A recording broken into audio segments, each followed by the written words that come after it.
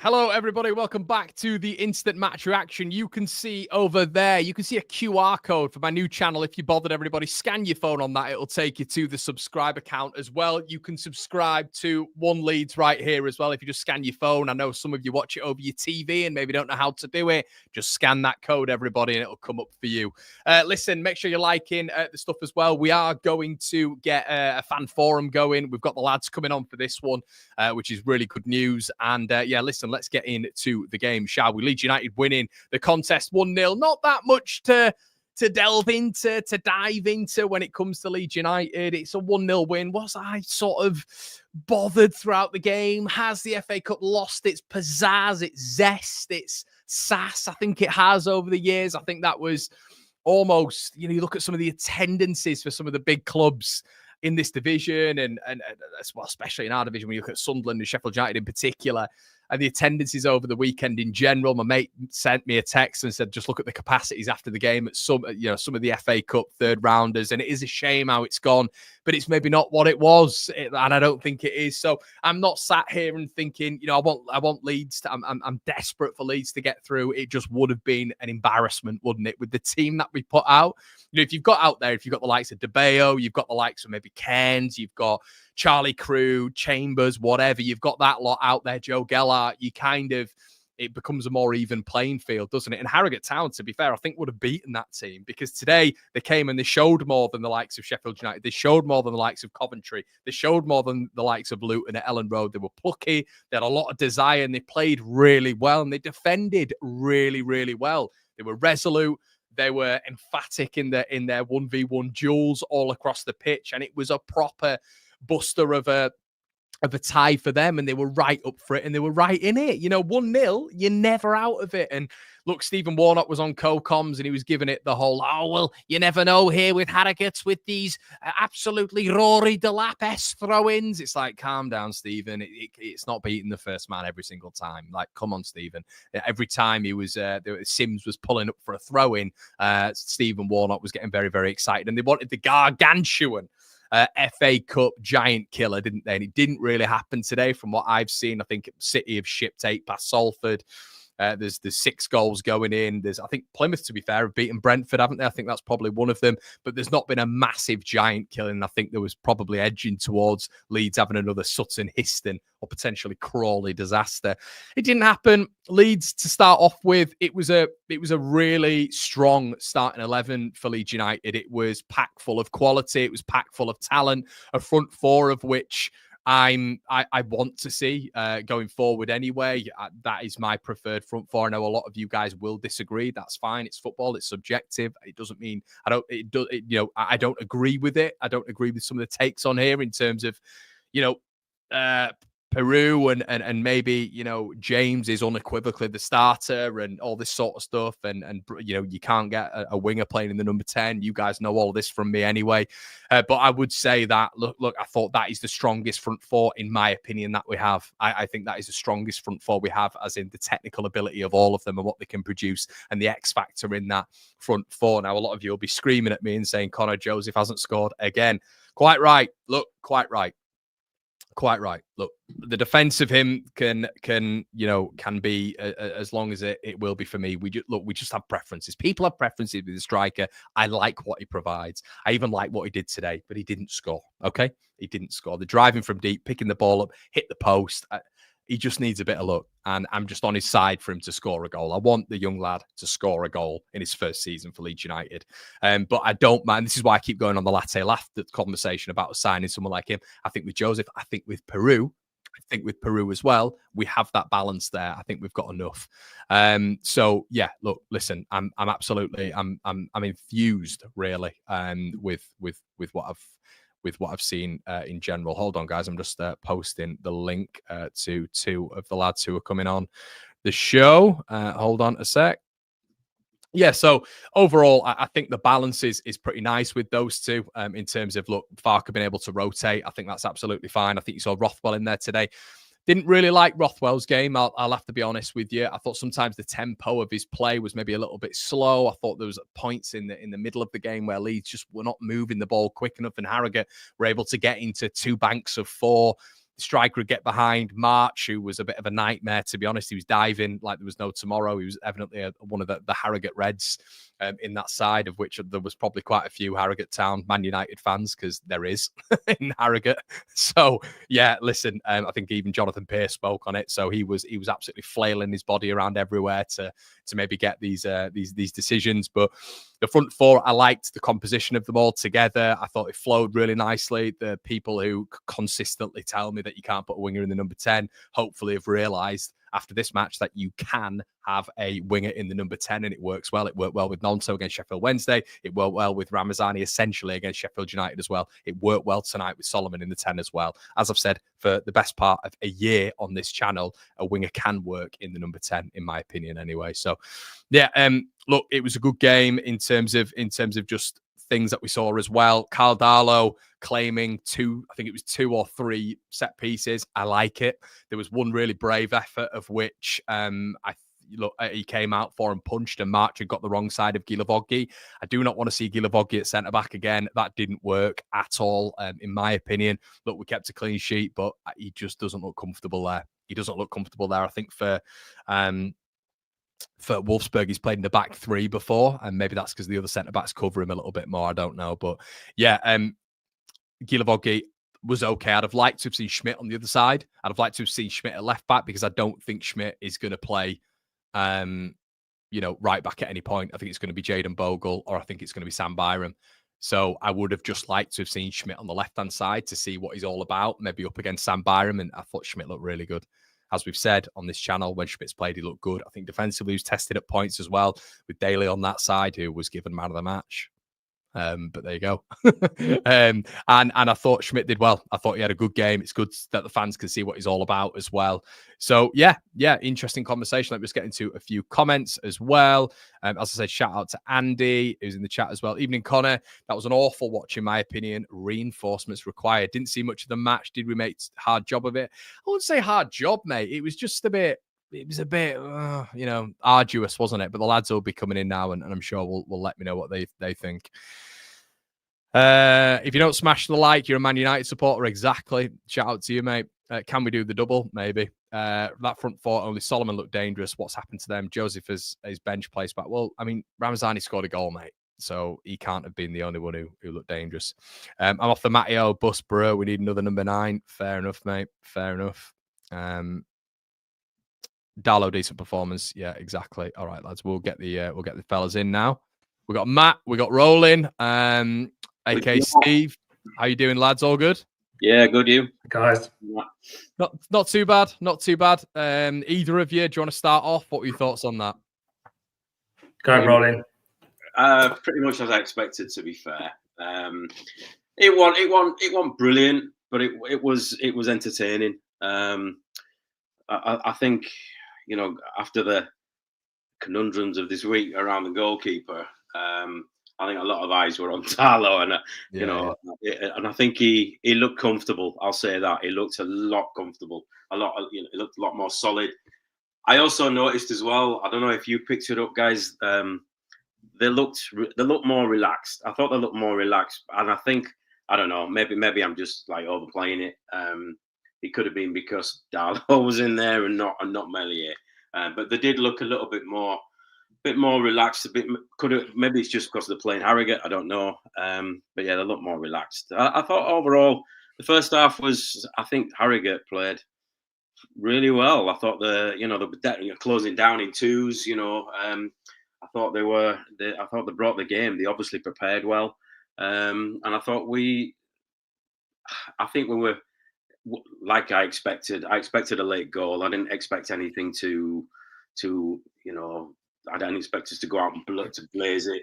I didn't see the point in that anyway. But yeah, I mean, late goal was nice. The goal was really cool. And I'm sat in, all the way through the game, I'm sat here thinking, what does Joseph have to do to get on the end of a ball? Again, sit like cat's cock hair away from the end of his foot. You know what I mean? Yeah. But yeah, I thought, it was to be expected. We're through to the next round. We'll see what happens from there.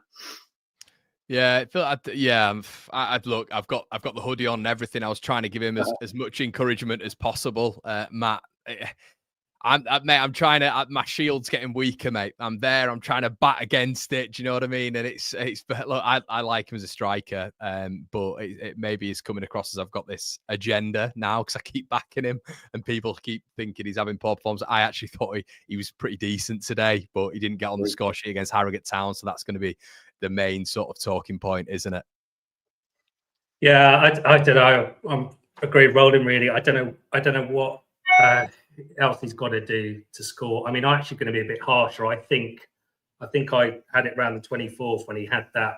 He did that really good little step over, and I think the defender came across and blocked it. I thought he should have scored there. I thought that was actually it. And then there was another one, I think, second half where he cut across from a Solomon cross, which is what that position we want to see him in. But he either didn't think it was going to come to him, or he just hesitated. It did come to him, and it was too late. So again, those chances, I thought that was it for him, and he hit the post, as you said. And then after that, though, he had a couple of those snatch shots, it just goes skies over the crossbar. Yeah. And I don't know what he has to do. I think there's a lot of pressure on him. I think he's feeling it. It feels like he's, I don't know, it feels like he's playing his game, doesn't it? But I don't think there's a lot changing. But I think towards the back end, when he had that left-footed snapshot, I was a little bit like, he's just desperate, isn't he? He's desperate to score at the minute, and that's how it feels. Yeah, I think so. And I think he's been desperate the last few games when he's come on. He's still snatching at it like we've seen before. So, yeah, it's difficult whether to just stick with him because he doesn't always start, does he? So it's not a case of bringing him on from the start and then seeing again. He moves around too much rather than staying up top. Yeah. I think that. Yeah, I think that does stop him from getting into the middle when the crosses come in because he's that poacher who's going to stick it in from that. But I think maybe to Con's point, I think he's so desperate to score that he's also getting involved in everything that maybe he doesn't need to. Whereas if he just hangs up top like Pro does sometimes, then maybe it will come to him. But I don't know, January now, if he scored the goals today, or at least just even one, that one that hit the post had gone in, I think we'd be positive. We'd be thinking, this is it now. Please, Barker, start him in the next game against Sheff Wednesday. But it hasn't happened again, unfortunately. Who I was impressed with today was Ramazani. I think he was coming back to his best before he got injured. I think he was totally on it. Solomon taking people on, crossing from the left rather than cutting in. He's learning to do that more, which is giving us those opportunities. Are we now convinced that a winger can play in the 10? Yeah. Yeah. I mean, it's Harrogate. Can't forget that. But, I think enough was shown there as well. And Darlow, I think Darlow was solid. I had him down one mistake, not trying to be too negative, one mistake, I think, on a cross. I think he tried to punch. It was a bit of a mess. But otherwise, there was near the end where he came out, smothered it. I think he was pretty solid. Yeah. In fact, probably wanted more tests for him, really, just to give Farker a headache. But it didn't really happen today against Harrogate. I liked the combination. I thought Schmidt was phenomenal today. Really, I mean, he's obviously not played for ages. We've not seen him. I don't know why he judged on today's performance. I thought he was pretty good. I thought he was, so I think he kind of crept into the first half at about half an hour into the first half. That's when he really started to come into light. He was good on his positioning. His passing was good. And I also thought that Gilavogi, I don't know how you say his name. I thought it was Gilavogi. I don't know, but it's Gilavogi, isn't it? So Gilavogi, Schmidt, and Nonto. I think on that wing today, I thought were quite tasty, to be honest. I thought they strung a few passes together I thought they linked up very well. Yeah, I thought Gilavogi, maybe there's something about him on the ball which I'm not. Yeah, I mean, he did all right, but I think with him on the ball, maybe he's got a bit of a heavy touch. He just doesn't. he doesn't look that comfortable in build-up, I feel. And when March got round the back of him, where Darlow had to, make that save a little bit, I thought in the second half he got a little bit more comfortable, but you can see he was maybe just a little bit rusty on the ball at the back. And he's not played there, has he? He's not played there, so maybe it was just Farke having a look at him. What actually is his position? Is he a midfielder? CDM, yeah. Yeah, he didn't look comfortable there at the back. I mean, that to me, that was a pen. I think we got away with that. Did you think? I think so, yeah. I know the player sort of made a meal of it, but I thought Gulavogi got the wrong side of him and it was in big trouble. So I thought we got away with that. And he looked very sheepish, didn't he? Yeah, away. He did. Very sheepish. He did. And I agree. I think he was rusty. But as the game went on, especially post that 60th minute when we scored, I think he started looking more solid, even though, again, he was out of position. But his whole structure, it's the first time we've really seen him properly, but his build and everything is just like perfect for that sort of CDM role, as you said. But I don't think we saw the best of him today, but that's to be expected, I think. I thought his passing was quite good, and from the off, from the get go, playing out on the back and that. I thought some of his passing was like pretty magical, to be honest with you. Those long balls, out wide and into the middle. I thought they were quite cool. I thought his passing was quite good. So does he do this? Like, does he actually? Well, I'll take that out of context, but does he? He's not dropping Melee, is he? He just doesn't feel like he's going to do it. I think he's backed his horse, hasn't he? And he said he's the best keeper in the division last season, hasn't he? And I think he feels like he's dying on that a little bit. So I guess, look, we go with him. You back your manager. You go with him to the end of the season. And I felt like even if Darlow would have made 2 or 3 world-class saves today, scored a hat-trick, put Farke to bed, he wouldn't be starting against Sheffield Wednesday. So, yeah. But I did feel a little bit more assured, I have to say, from the set pieces. I wasn't really worried. I was a little bit like, yeah, we've actually got someone in between the sticks who might actually come and try catch the ball, which he did. I then started thinking, can we actually remember the last time a keeper caught from a set piece? And I actually can't remember the last time that happened.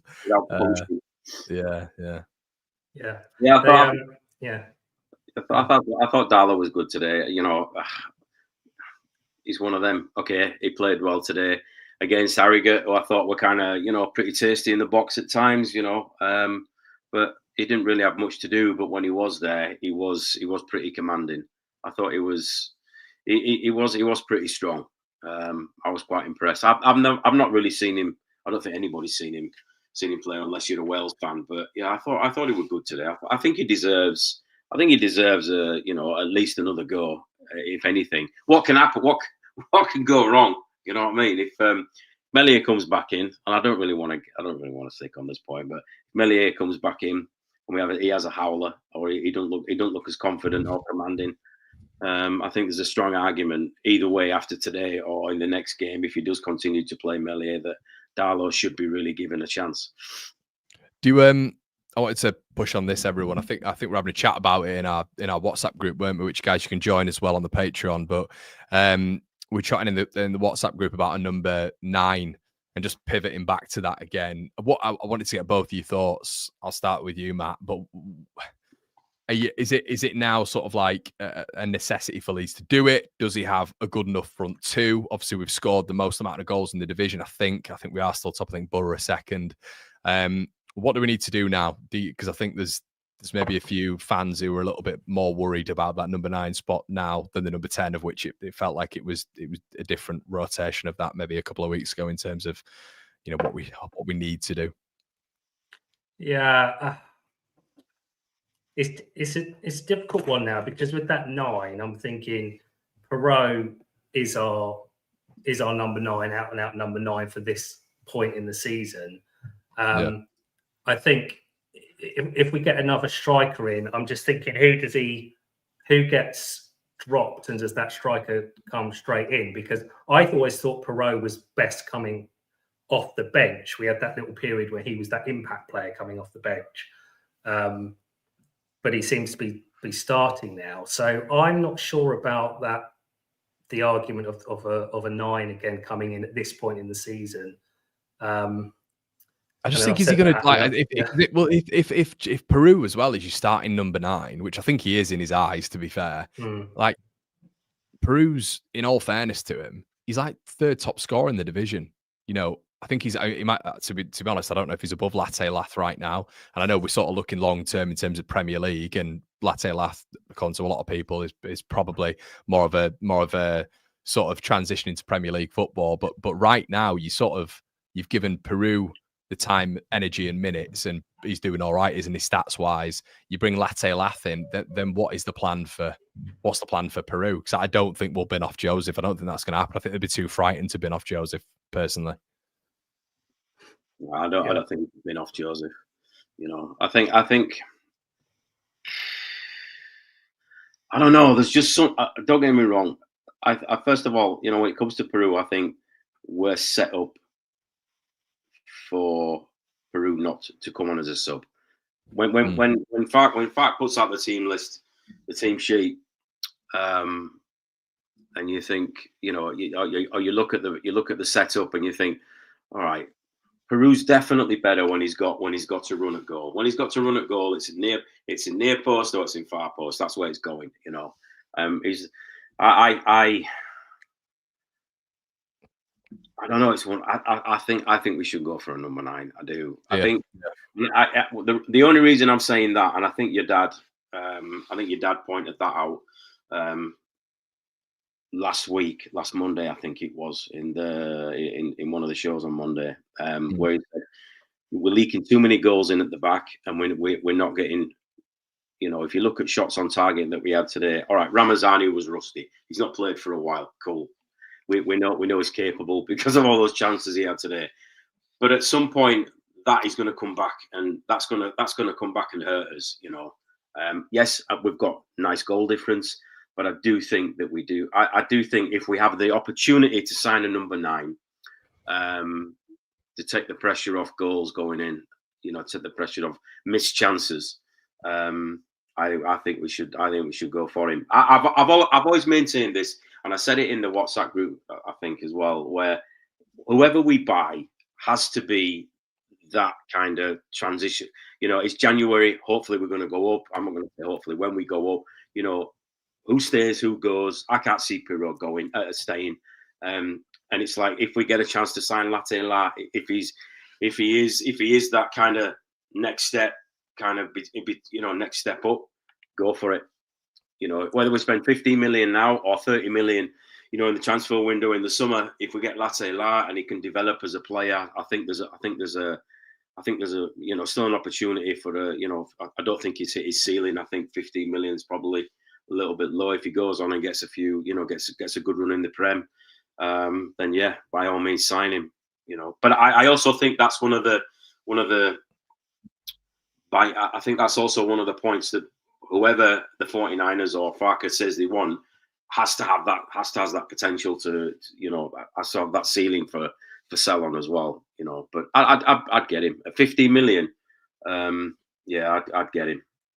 Well, everyone in the chat has said like 84% go and get a striker, which is quite overwhelming, really. It's a big portion, that, especially for this channel, who I think there's a lot of people who are pro Joseph as well. But I think a lot of the time as well, it's not aided by the fact that, and this is, I feel as though I am logically speaking here, that when you've got Sam Byram as a wing back, and a lot of the wingers invert, which we see all the time, lads. You don't see a lot of the wingers get to the byline that much. It doesn't really happen. We see that almost your wingers invert, and then we see the fullbacks bombing on. We've seen it with Bogle, and we've seen it with Firpo in particular at the start of the season. I don't think it's helped by the fact we just don't seem to byline cut back. It just doesn't happen.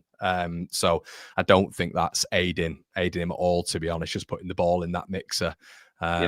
That's how I see it anyway. But yeah, Matt, Penny, for your thoughts on that one, mate?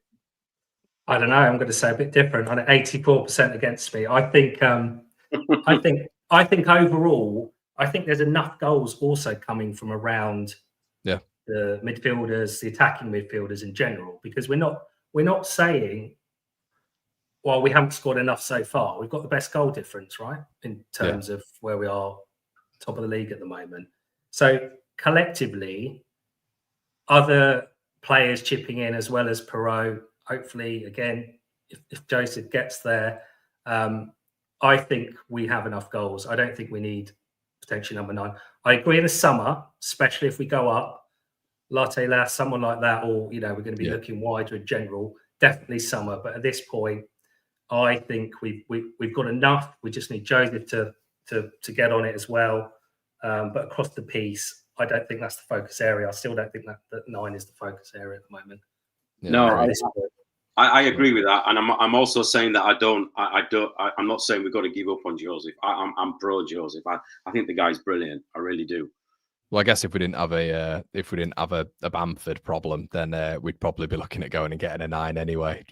Bamford's just taking up that spot, isn't he? Gary says Swiss Army knife. Schmidt, I thought he was one of our best individual players tonight, even despite having very limited time. Lads, I thought up and down that right-hand side. I mentioned I'd preferred him. I would have preferred him on that left to just actually see him out there, because I think he's got more of a chance of featuring out there. Because obviously we love Bogle, don't we? But it's very nice to see at last him in a couple of defensive actions. I thought he did well in his duels. Didn't really get that much joy out there apart from a few throw-ins.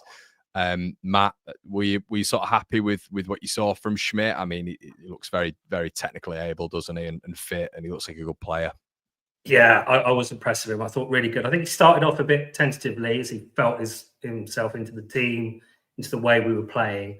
But as soon as he did that, I think the confidence hit, and he was good. So again, we don't know what's happening with Farke with him.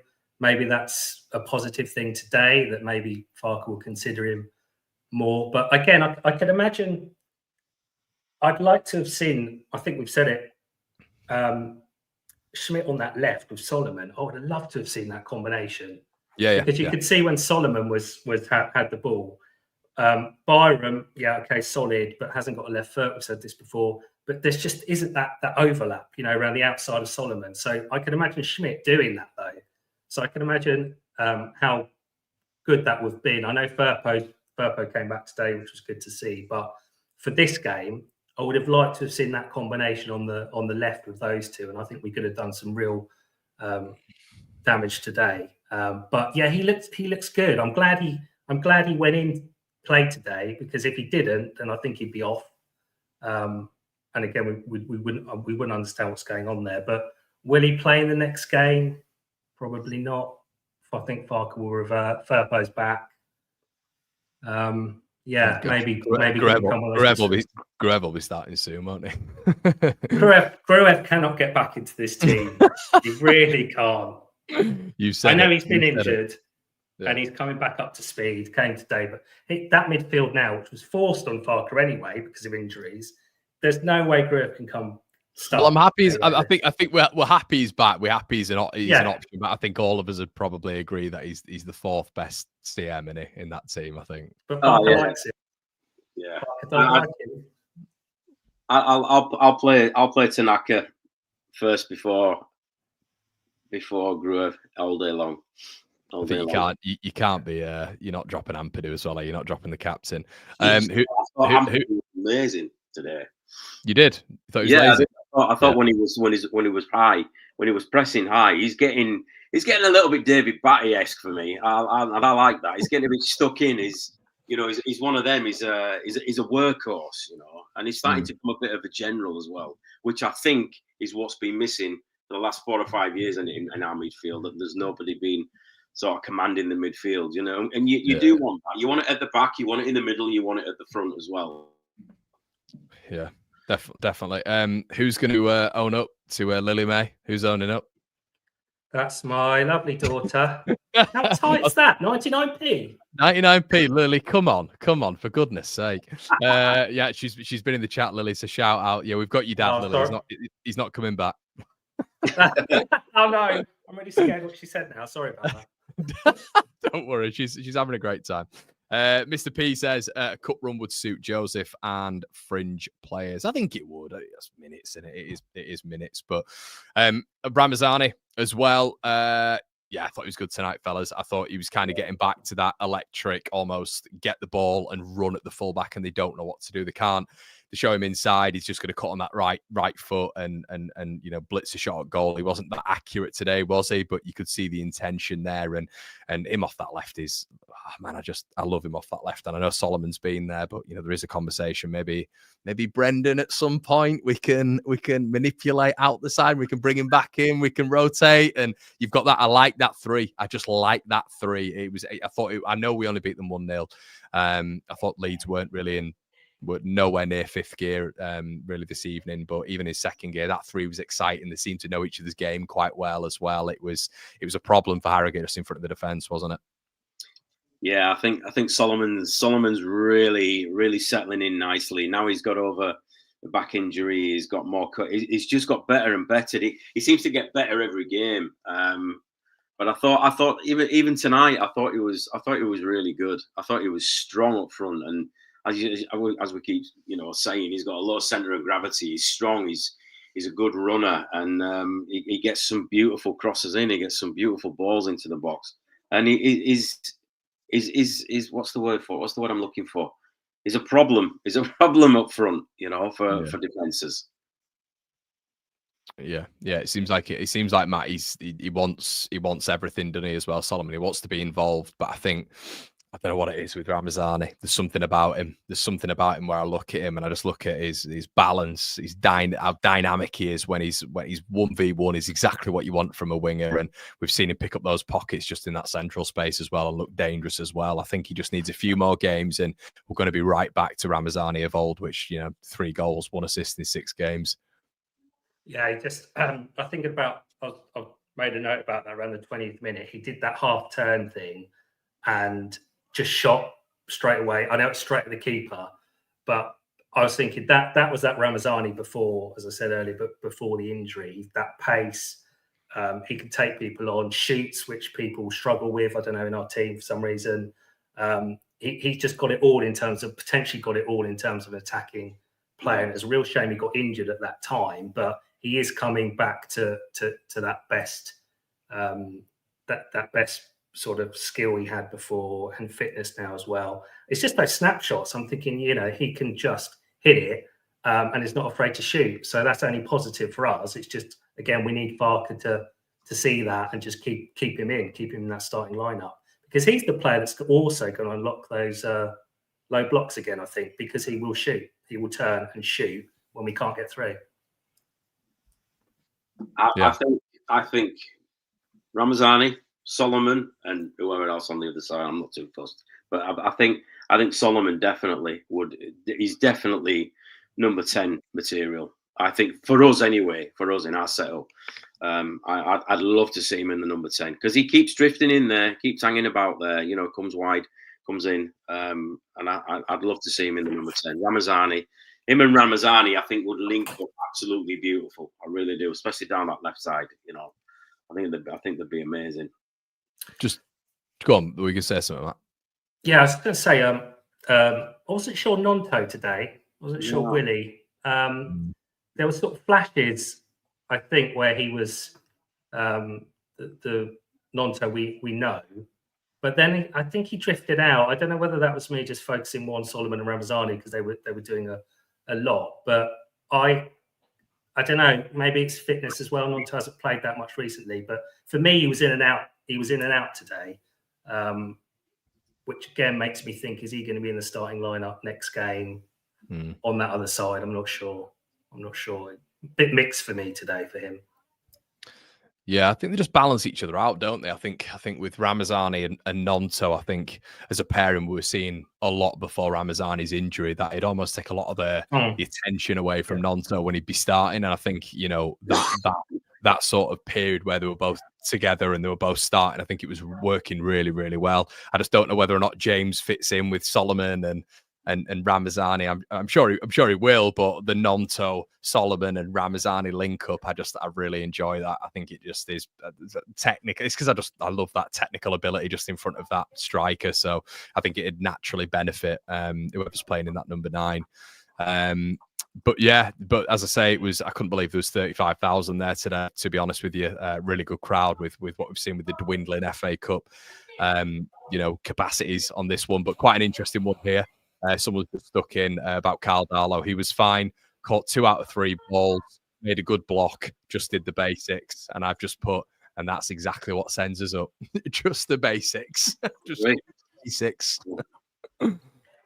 Yeah. Flash. Yeah, exactly.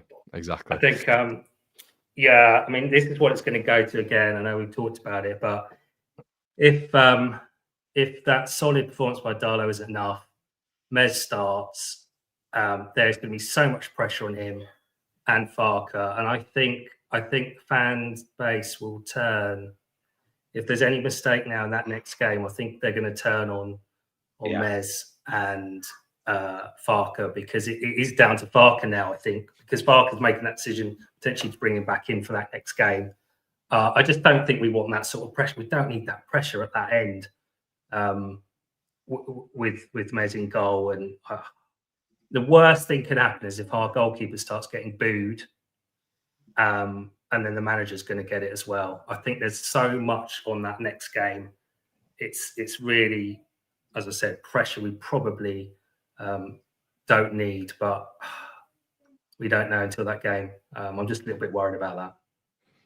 I kind of agree with that, and I think I just you know, from Mellier's side, he's still young. You know, he's obviously I was just thinking this week. I wonder what's on his upstairs this week after what happened last week. You know, I bet, you know, you think about, you know, nobody's going to come out and say it, and yeah, quite rightly, you know, I do hope that they are supporting him. Like, nobody's kind of turned on him. I'm sure the pictures that we saw last week, there's been stacks going around. You know, I'm hoping that was enough from kind of the player, you know, from the rest of the squad side. But I hope that they're not, you know. I know it's different on the pitch, but I think from behind the scenes, I really do hope that there's, you know, somebody's kind of put their arm around him. I know half the people won't really care because it's all we want to do is go up, but you know, it's been a topic all week. It's been a topic in the WhatsApp group. I had to step away from it this week because everything was Meslier, and there's a lot more better things going on in and around Ellen Road, in and around the squad than just the saga and Meslier. Yes, it's a problem, and if Farker doesn't react to it in the right way or change Darlow and bring him in for a couple of games, I kind of agree with you, Matt, that things can turn, things will flip very, very quickly, especially if we have another draw or an early goal. That'll be it. The fan base will be off, you know. I think that's a really good comment, mate. I think it's like we're always here for, you know, as Melee as a person, you know, we can get annoyed at him, of course, but it's more of the performer, isn't it? I think I agree with you from a personal level, from a human, but it must have been a horrible week for him. Must have been a horrible week for him, because I feel like this is the point where the fans have turned. Like, I think unequivocally, I've noticed it as well. It seems to be a big portion now. So the human being, you know, you kind of hoping he turns around a little bit. But like I've said, this is why I keep coming back to the manager. We can't just consistently look at Meslier. Meslier is the guy who's been put in to do it all the time. But if he needs to be taken out the firing line, needs to be taken out, doesn't he? So it is unequivocally up to the manager what happens there from a player standpoint as well. I just find it. I don't want to harp on about it, but I'm just going to say this on the line as a kind of final point on it. You know, it's the only position in the squad, not just this season, but consistently over the last couple of seasons. As you and everybody else has said, it's been that one position that has, I won't say let us down, but has been a problem. You can't, you know, the stats all say that he's way under. He's not performing at the place that he should be for somebody at our club, and that's not being, you know, where Leeds United, and you know, it's about his position is underperforming. And I think I forgot what I was going to say now. And I think that if Fark doesn't kind of get behind this, we could end up with a lot of. Fark's already ended up with egg on his face. But I think from not just the human perspective, this is now the club. I think there needs to be a change there. Whether it's bringing somebody in or just bringing Darlow in for a nice run and see how he gets on, because I think he deserves a go, most definitely. Yeah. We'll start a quick poll in the chat. Everyone, Darlow yes or Darlow no. But would it? Matt? What about the sort of complexion going forward as well with that sort of midfield and attacking format? What would be your preferred? Because I think the sort of back four sews itself up now. Purpose there. Bogle is hopefully going to be back for that one as well. What would be your sort of midfield and defensive options there? What would you go for against Wednesday? Yeah, I think I'd like to see. I'd actually like to see the guys that started today, because I think they've just had a game together, so bring it into the next game against Sheffield Wednesday. More than capable. The only change I probably, maybe if Firpo doesn't start 100%, is put Schmidt on that left hand side instead of Byram, just to see. Again, he's had a game now, Schmidt. Let's see what he can do. When he came on in previous games, I know only a few minutes, he looked good then. He still has looked good today, so that's confirmed it for me. But otherwise, that midfield as it is, and I guess Perot comes back in for Joseph, doesn't he? Which is definitely always going to happen. So yeah, and I think Aronson's going to come back, isn't he, in the number 10? Yeah. Which that's okay, yeah. You starting with Peru? Me? Would I start Peru? Either. Would you start Peru or Joseph? Against Sheffield Wednesday? Nah, yeah. I wouldn't start him. You would start him? No, I wouldn't. I'd start Joseph. Definitely. Right. Okay. Didn't expect that from you, Steve. no, I'd start Joseph. Right. Definitely. Fair enough. Matt? Yeah, I'm going to go Perot. For this. Yeah. If Matteo had scored today, I'd also be saying get Matteo in, because the confidence would have been up then, and he'd be up for it and ready. But it hasn't happened again, unfortunately. So, Perot. Got to the end of the season this one, won't it, lads? But 91% are saying that Carl Darlow for the Sheffield Wednesday game. So there you go. All right, lads. Well, we'll leave it there. It's been an absolute pleasure as always. The champions coming in on the instant match reaction. Hope you guys are enjoying it. These two gorgeous men as well are helping me out, which is really great. I know you lot are enjoying it as well. So get on over to the Patreon. We will be doing more. I'm trying to do as much as I can. We've got a Patreon episode as well, which I need to get back on track this week, which we will do.